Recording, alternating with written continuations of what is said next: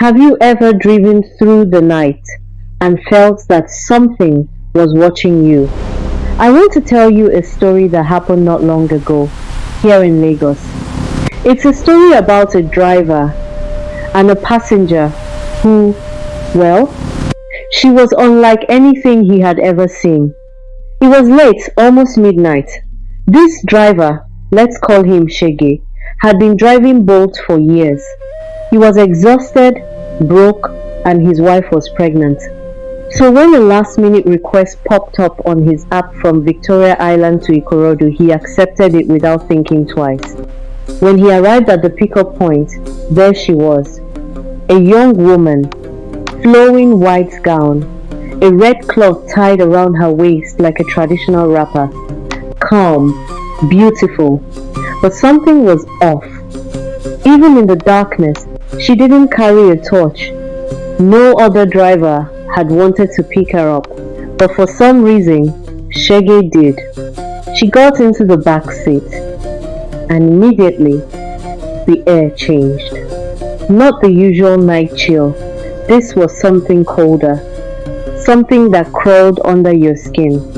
And the smell, jasmine, yes, but something else, something like wet soil or the smell of a shrine after rain.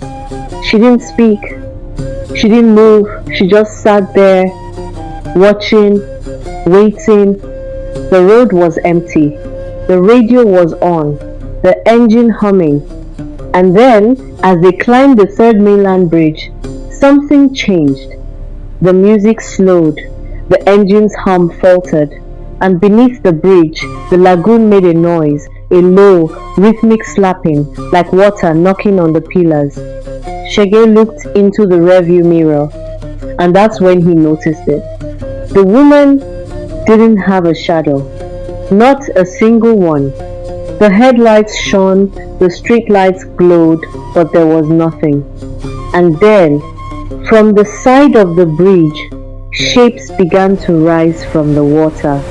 7 figures, dripping, pale, floating, bowing to her.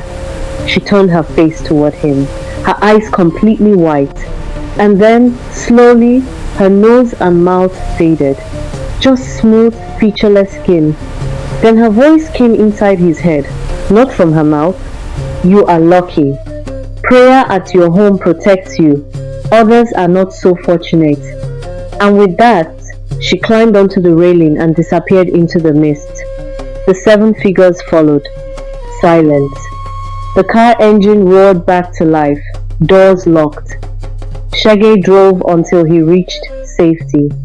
When he checked the back seat, there was only one thing left, a wet 1,000 note, and written in red ink, a date, the due date of his unborn child.